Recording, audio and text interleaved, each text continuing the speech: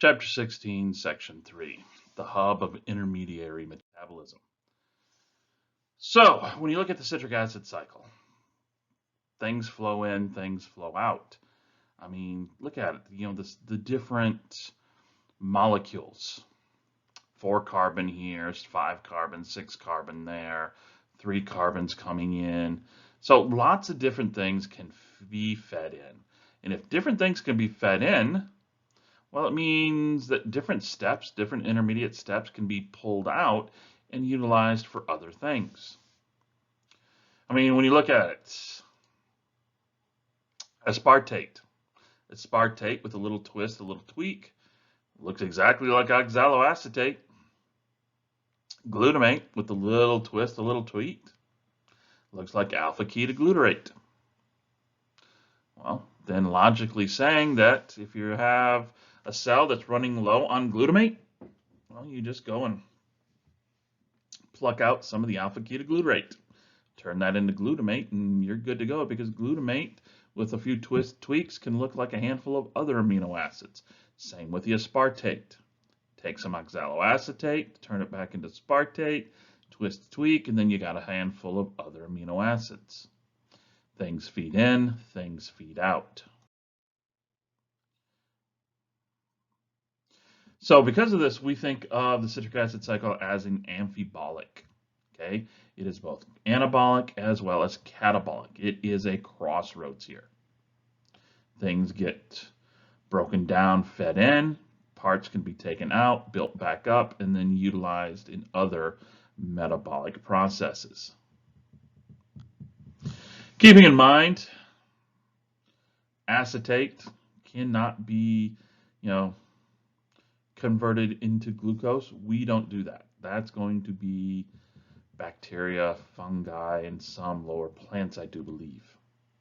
They can take the acetate and then, convert it into intermediaries of the glycolysis, build it back up in a process reminiscent of gluconeogenesis. We refer to this as the glyoxylate cycle. Okay, gluconeogenesis took pyruvate and reversed glycolysis. Here we're taking 2 carbon, 2 carbon, 2 carbon, linking them together, and then you get a 4 carbon or a 6 carbon, which can then be modified and become glucose.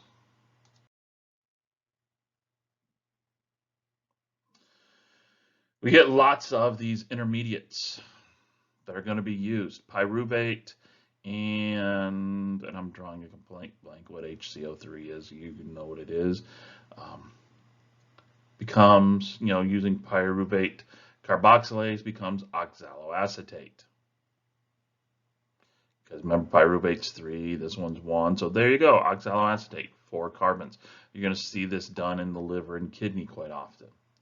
Phosphoenolpyruvate, which is the second to the last step of glycolysis, add in carbon dioxide, you get oxaloacetate. Because remember, this is 3, well, the 3 carbons of pyruvate, but with a phosphate group.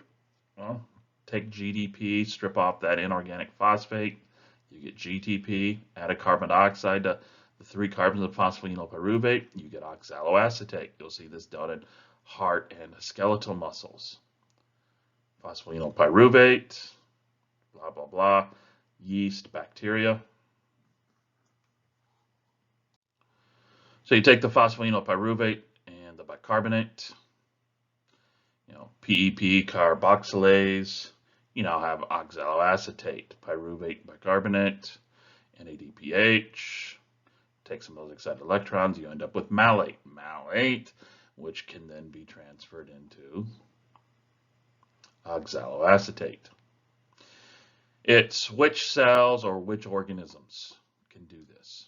So if you can pull stuff out, well, we can put stuff back in using, hey, we have an overproduction of phosphoenolpyruvate, we're stuck.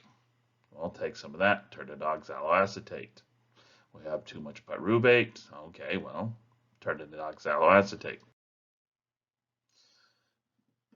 Citrate, Okay, can be turned into fatty acids, sterols, alpha-ketoglutarate. Remember we talked about that, turn into glutamate.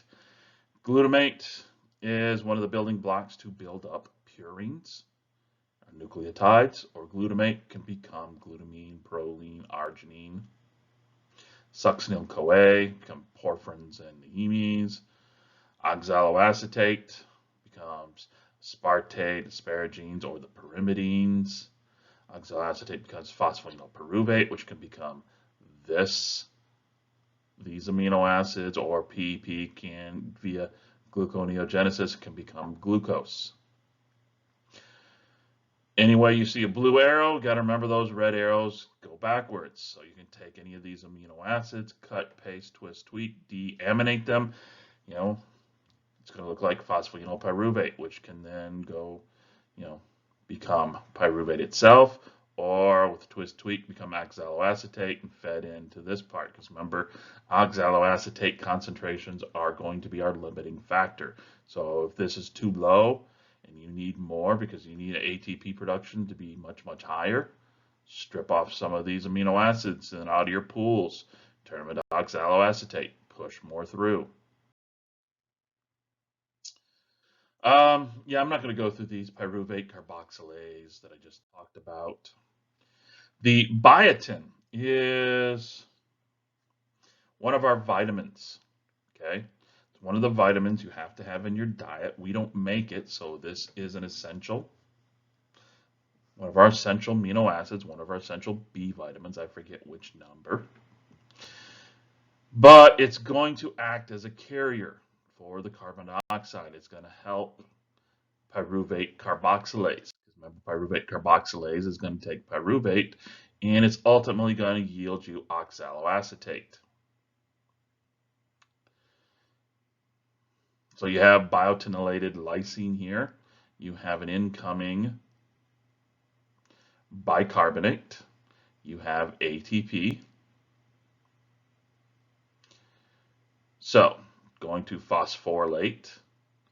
Here's our bicarbonate, CO3. CO3, it's now going to be phosphorylated.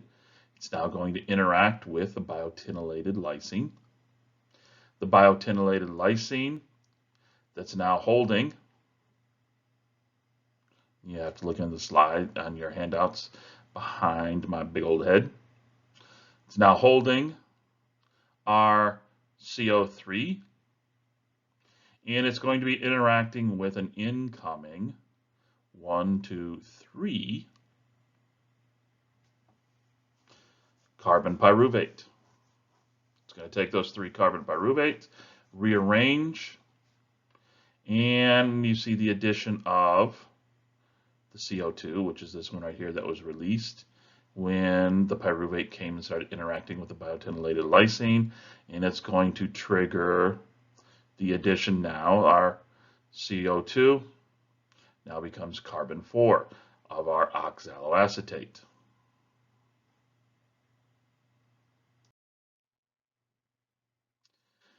These tethers, that's what that biotinylated lysine was all about. It's acting as a tether. It's holding something in place. Okay, instead of letting this whatever free float around in the active site or free float around the enzyme's microenvironment, it's going to hold it in place until the substrate gets there into that active site.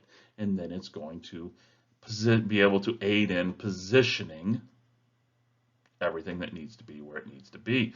You'll see this. Remember, we talked about this dihydrolipoyl transcetylase, enzyme 2 of the pyruvate dehydrogenase complex. We see it here with pyruvate carboxylase, and you see this here with the beta-mercaptoethylene, or I'm sorry, the acyl carrier protein of whatever this one is, and I'm drawing a complete blank. And we're not going to worry